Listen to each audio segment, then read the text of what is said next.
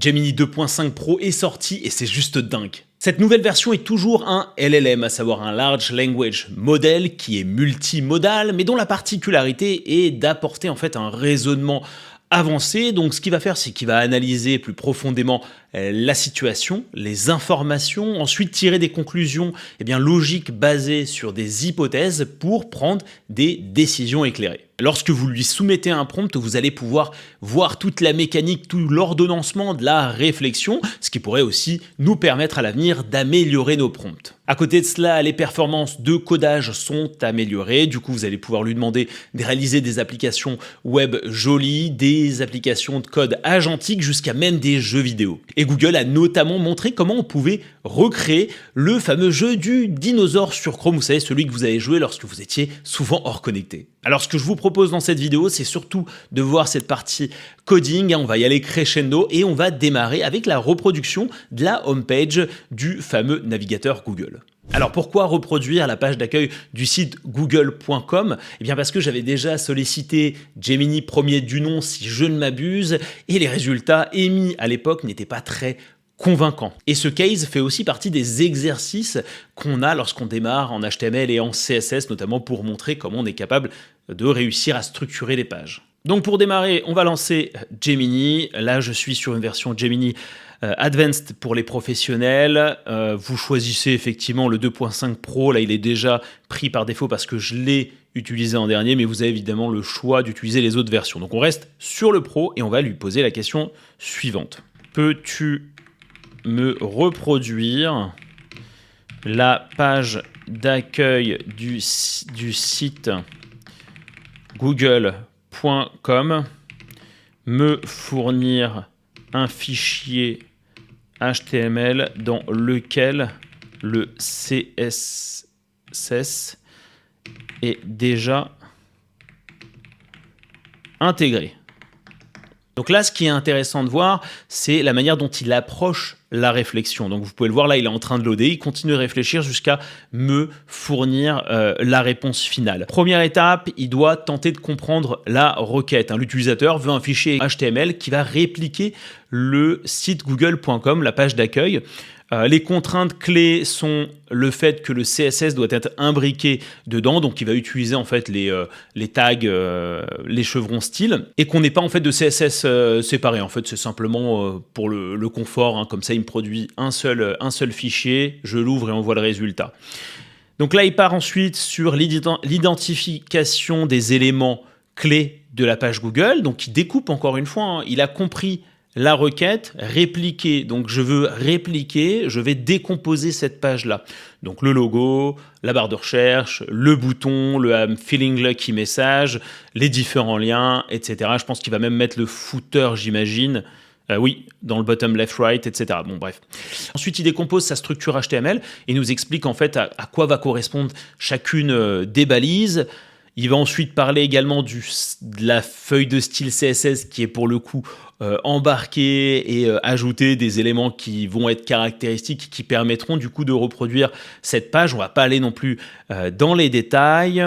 Ensuite, on parle d'affinage et de test. Est-ce que finalement le layout, la structure va généralement correspondre à Google? Est-ce que le CSS est bien embarqué? Est-ce qu'on a tous les éléments présents? Donc c'est finalement vérifier qu'on répond bien à la requête et alors ensuite formater la sortie. Et après toute cette structuration de la réflexion, on arrive à la fameuse réponse qu'on voit en général suite à nos prompts, donc avec une introduction et le code HTML qui est directement généré et on nous explique comment utiliser ce code. Alors, c'est très simple, vous prenez un éditeur de code comme Sublime Text par exemple, vous copiez le code HTML, vous en sortez un fichier HTML. Mais ce qui est intéressant, c'est de voir qui vous le dit pas à pas. Donc si vous ne connaissez pas grand-chose, vous pouvez tenter de réaliser des choses. Donc je vais ouvrir Sublime Text. Si je ne suis pas à pas ce qu'il me dit, je fais un copier-coller du code.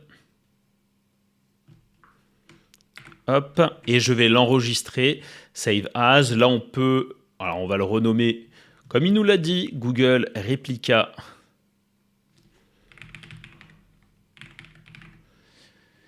.html et on sauvegarde. Alors je vais ouvrir maintenant le fichier, je l'ai stocké dans les Linux Files. Je l'ouvre, il m'ouvre une page du navigateur puisque c'est un fichier HTML. Et le résultat, de prime abord, est plutôt convaincant. Vous survolez la barre de recherche, comme vous pouvez le voir, il y a un petit effet dessus. Bon, on ne voit pas forcément la loupe. Cela dit, on a quand même quelque chose qui est très proche de la page d'accueil et qui change de ce que j'avais demandé au démarrage à Gemini, premier du nom. Là, je pense qu'on a des petits problèmes de placement. Et ici, normalement, on est censé avoir plein de petites mosaïques, si je ne m'abuse, qui vous permettent du coup d'accéder aux différents outils Google. En bas, on a l'air d'avoir quelque chose de propre. Si je vais sur google.com, regardez ça, on a quelque chose qui est pas si différent que ça, excepté que j'ai un black mode ici, j'ai un dark mode qui est présent et les termes sont en anglais, il manque aussi ces deux icônes. On va quand même tenter d'affiner le code, on va en l'occurrence lui dire qu'il manque la loupe, qu'il manque normalement les mosaïques près du bouton connexion, donc on va le solliciter pour ça. Pourrais-tu modifier le code pour inclure l'icône de loupe dans la barre de recherche, mais aussi ajouter l'icône de mosaïque près du bouton de connexion. Il dit que le challenge ici, c'est d'ajouter des icônes qui sont normalement sollicitées par qui font intervenir des ressources externes, notamment des fichiers images ou autres. Donc il pense que le SVG est la meilleure des options. Donc ça veut dire que l'image générée par le code en quelque sorte. Je sauvegarde et je rafraîchis la page ici. Et regardez-moi ça. C'est pas mal. Donc il a réussi à améliorer du coup le CSS, plus largement la page, parce que je lui ai demandé, donc il a bien compris ma demande et il a finalement répondu à ma requête de départ. Maintenant, ce qu'on va faire, c'est qu'on va tenter de reproduire le jeu du dinosaure à partir du prompt que Google a annoncé. Alors, crée-moi du coup un jeu, un runner sans fin qui soit captivant, avec les instructions clés présentes sur l'écran. On va être sur une scène P5.js, pas de HTML, et j'aime bien les dinosaures pixelisés et les arrière-plans intéressants. Alors, au lieu que ce soit un dinosaure, je veux que ce soit plutôt Mario Bros. Pour looks like, ok. Mario Bros. An interesting background avec des arbres et des tuyaux.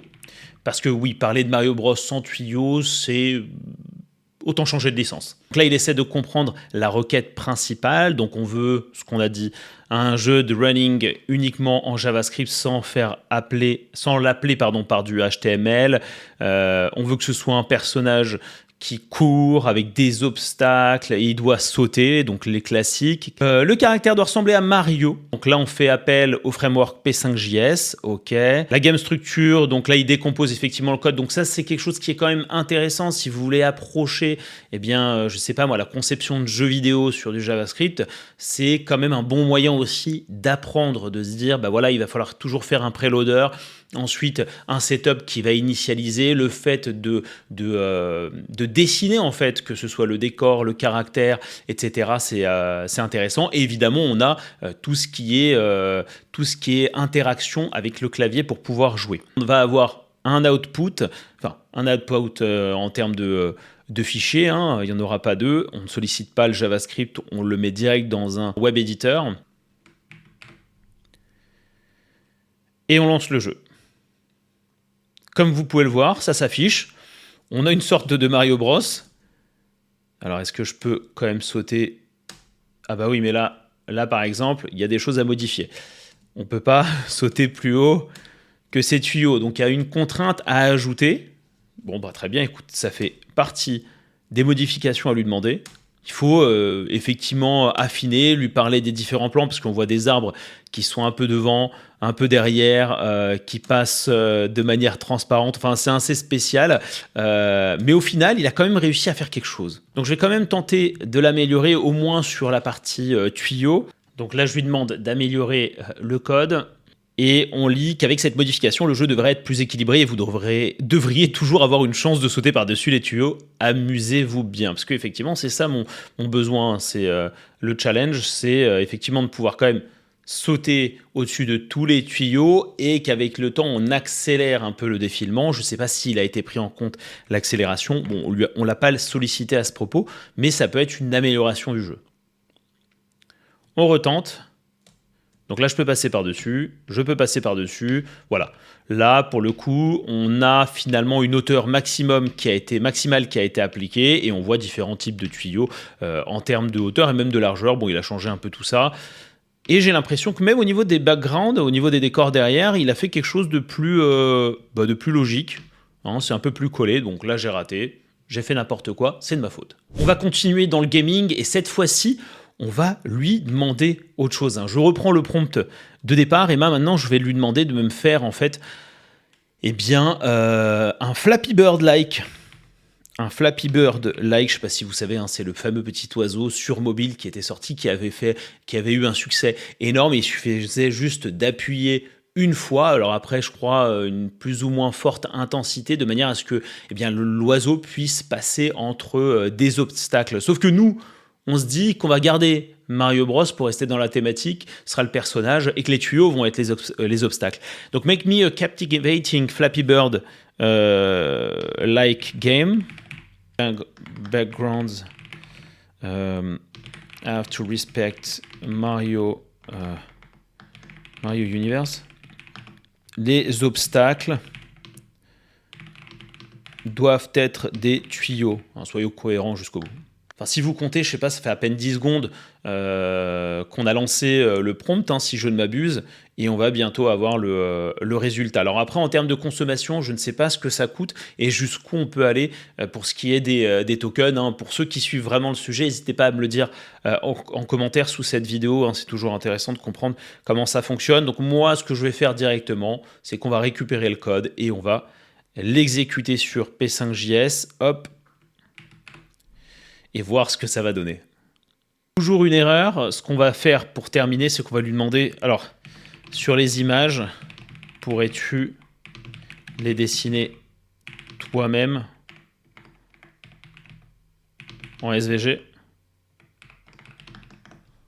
Donc là, j'ai l'impression que maintenant, pour chacun des éléments à dessiner, donc à savoir le joueur, les obstacles, donc les tuyaux qui arrivent par le haut, est-ce que j'ai les tuyaux qui arrivent par le bas?